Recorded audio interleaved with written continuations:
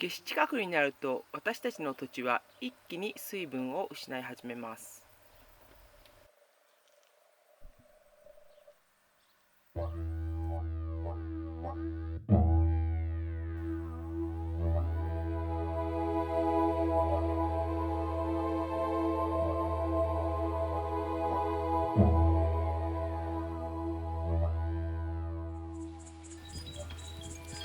こんにちは。トルコに住んで5年目の日本人優香です。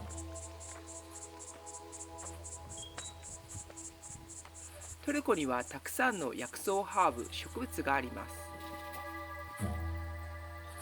植物には無限の力、人間である私たちを癒す力を持っています。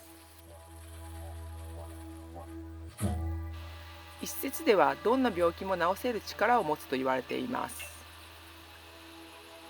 しかし最近ではそんなメディカルな部分以前の二酸化炭素を吸収し酸素を作り空気を美しくするという基本的な植物の役割でさえ人間は忘れて簡単に大木を抜いてしまいます。その結果大地がむき出しになって土をホールドできなくなり土砂崩れが起きたり砂漠化が進んだり影がなくなり気温がさらに上がります。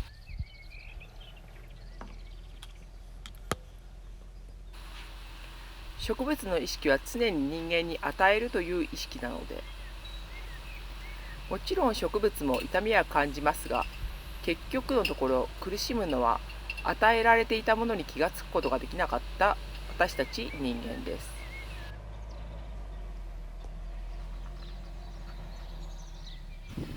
トルコにはたくさんの民間療法が残っており、私はそれを作ってみたり試してみたりするのが大好きです。よく民間療法には科学的根拠がないという言葉が使われるのを聞いたことがあります。科学的根拠という言葉をいつから誰が不動の神のように使い始めているのか、私は疑問に思うことさえあります。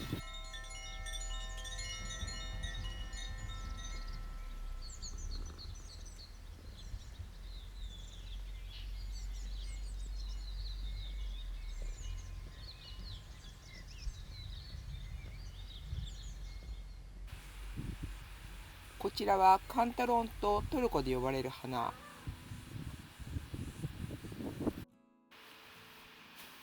実はハーバリストの間でも大人気な自生のセント・ジョーンズワートです。カンタロンヤーと呼ばれるこの花から抽出されたオイルは、トルコのカントリーサイドではとてもポピュラーなオイルです。軽いやけど、切り傷、すり傷、皮膚の再生を助け、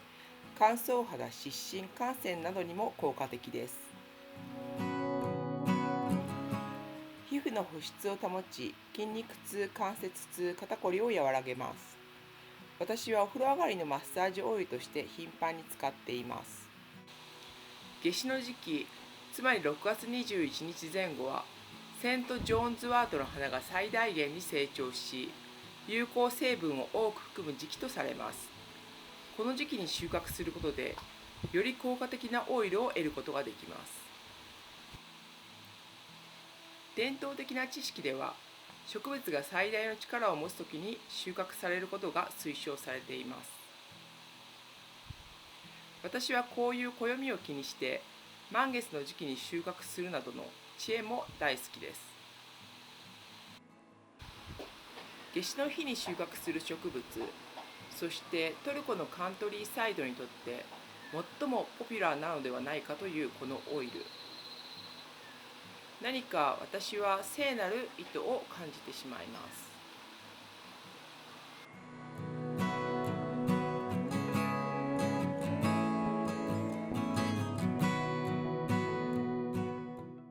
カントロン、洋名ではセント・ジョーンズワートは、歴史的および文化的に豊かな背景を持つ植物です。例えばセント・ジョーンズワートという名前自体が示すように、聖ヨハネに関連しています。伝説によると、セント・ジョーンズワートは、聖ヨハネの祝日6月24日に最も収穫され、太陽の最も高い位置にある夏至の時期に咲くことから、聖ヨハネの日と関係づけられました。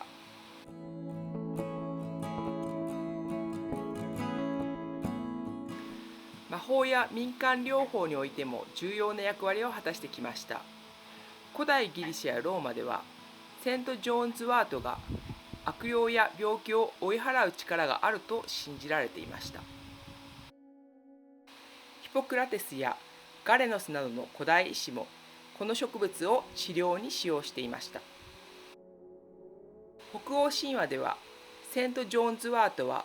太陽の草とも呼ばれ、太陽神バルドルに関係していました。北欧の伝説ではこの植物がバルドルの守護と幸福を象徴しており、彼を守るために使用されていました。ヨーロッパの多くの地域では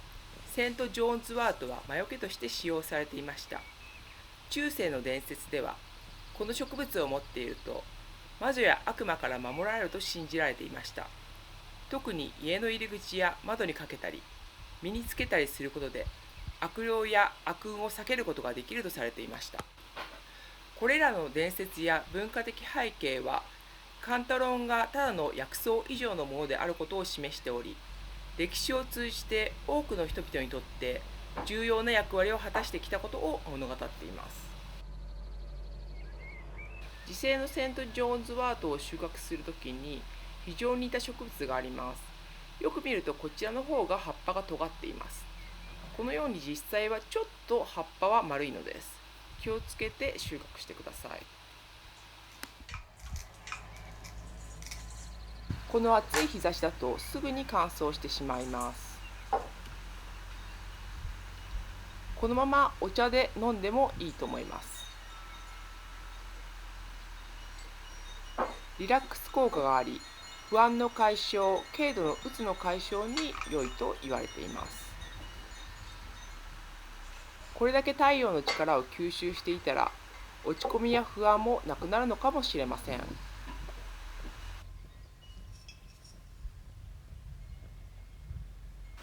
私の場合は1日軽く乾燥させた花を瓶に詰め、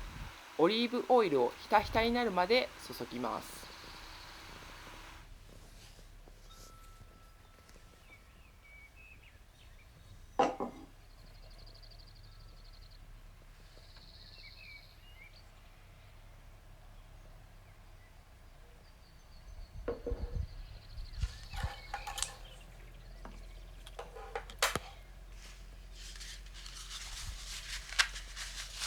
これから冷暗所に保管しておきます。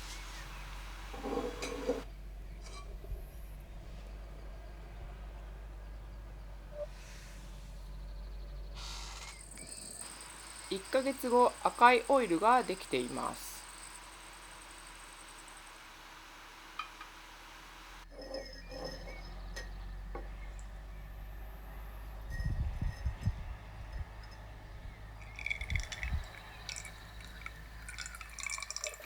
これは去年のものを抽出している映像です。十分な赤さが出たらこしていきます。